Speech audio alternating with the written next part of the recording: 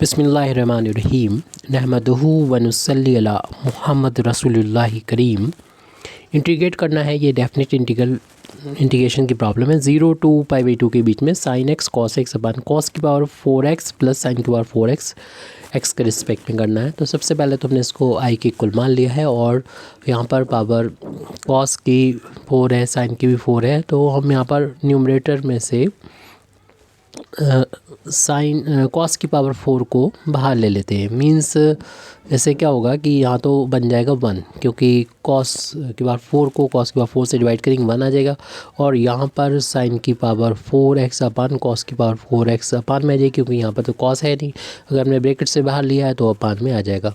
इससे फ़ायदा ये होगा कि यहाँ पर साइन अपान कॉस 10 में बन जाएगा, और 10 में जब बन जाएगा तो फिर हम इसको 10 को कुछ नया वेरिएबल मान लेंगे जिसका डिफरेंशिएशन हमारे पास ऊपर पहले से होगा। क्योंकि कॉस की एक पावर तो हम ये कैंसिल यहाँ से कर सकते हैं, यहाँ पर 3 पावर बचेगी।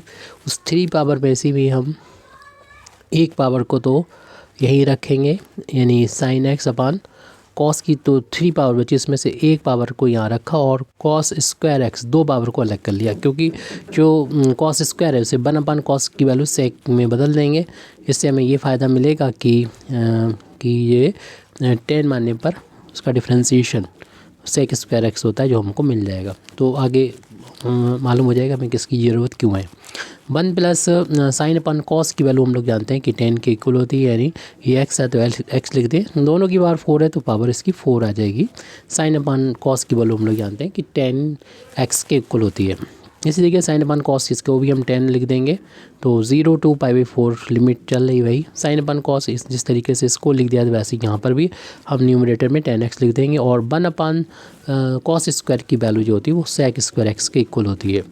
तो अब हमारे पास सिर्फ ये बचा हुआ है डिनोमिनेटर में 1 प्लस 10 की पावर 4x बचा हुआ है। अब 10x को 10 स्क्वायर को अगर हम कुछ मान लेते हैं तो ऊपर में मिल जाएगा। तो ये i के इक्वल चल रहा है। अगले स्टेप पे हमें इस 10 इसे लिखा जा सकता है, 10 की पावर 4 है, इसको 10 स्क्वायर का होल अब स्क्वायर करके लिख सकते हैं।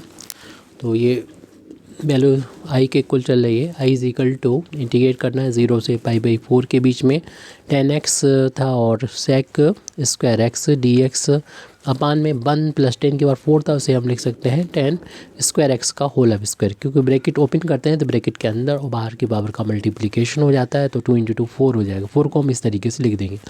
अब हमने इसको इसलिए किया है कि 10 स्क्वायर एक्स को अगर हम t मान लेते हैं तो 10 का डिफ्रेंशिएशन यहाँ पर 10x का इसको होल अब स्क्वायर भी कर सकते हैं, उसे एक्स स्क्वायर की तरह कंसीडर करें। और एक्स स्क्वायर का डिफ्रेंशिएशन जिस तरीके से 2x होता है, ऐसे इसका भी डिफ्रेंशिएशन 10x हो जाएगा। लेकिन x होता है ये तो बात खत्म हो जाती है। ये x नहीं है 10x है, इसलिए 10x का भी डिफ्रेंशिएशन हमें लिखना होगा, जो कि सेक स्क्वायर एक्स होता है और x का dx होता है, t का dt होता है।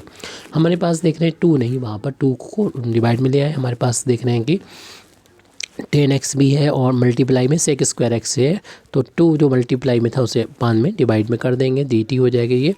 तो अब वेरिएबल चूँकि चेंज किया हमने तो लिमिट भी उसी के अकॉर्डिंग चेंज होगी। रिलेशन हमारे पास मालूम है t बराबर 10 स्क्वायर एक्स है। आप x की वैल्यू को जब 0 रखेंगे, जब x बराबर 0 होगा तो t की वैल्यू कितनी हो जाएगी, t बराबर यहाँ पर x बराबर आप जब 0 रखेंगे 10 0 की वैल्यू 0 होती है, 0 के स्क्वायर भी 0 होता है। तो जब x बराबर 0 होता है तो लोअर लिमिट भी t की, यानी जो हमारा नया वेरिएबल आया है उसकी वैल्यू भी 0 हो जाएगी। अपर लिमिट जब x बराबर हम π/4 रखेंगे और इस रिलेशन में रखेंगे तो t बराबर हो जाएगा 10 स्क्वायर π/4 और 10 π/4 मतलब 45, 10 45/4 मतलब 45 डिग्री।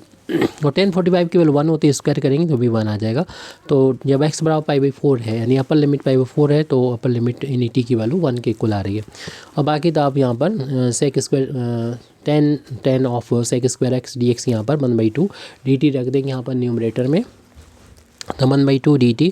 और डिनोमिनेटर 1 प्लस 10 स्क्वायर को हमने t माना था, उसका स्क्वायर है, और 1/2 जो कि कांस्टेंट है, इसे इंटीग्रेशन के साइन से बाहर कर सकते हैं। 0 टू 1 अपान यहाँ पर 1 का इंटू मान सकते हैं, तो 1 अपान 1 प्लस t स्क्वायर हम लोग जानते हैं कि इंटीग्रेशन ये जो होता है इसका इंटीग्रेशन जो होता है वो 10 इनवर्स होता है t।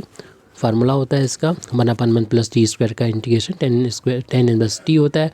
लिमिट 0 to 1 है, यहाँ पर upper limit minus lower limit कर देंगे, यानी पूरे इसमें जहाँ पर भी टी नज़र आएगा उसमें हम पहले 1 रख देंगे, फिर minus lower limit tan inverse फिर 0 रख देंगे।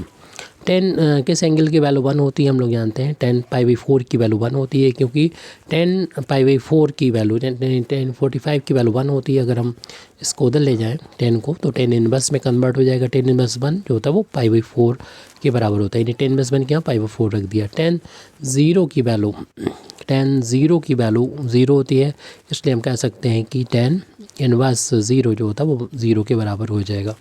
तो इस तरीके से ये ओनली π/4 बचा, इसमें 1/2 का इंटू होगा, यानी 1 का पाई भी इंटू होगा, पाई आ गया, 2 का 4 में इंटू होगा, 8 हो गया। ये आई की वैल्यू आ गई। आई मीन्स हमको इंटीग्रेट करना था 0 से π/4 के बीच में sine x into cos x d x का अपान में साइन कॉस की पावर 4x था प्लस साइन की पावर 4x था। तो इसकी वैल्यू आ गई, सॉल्व करने के बाद π/8 आ गई। Thank you very much Indeed for listening me. व आखिर दावाना अल्हम्दुलिल्लाहि रब्बिल आलमीन।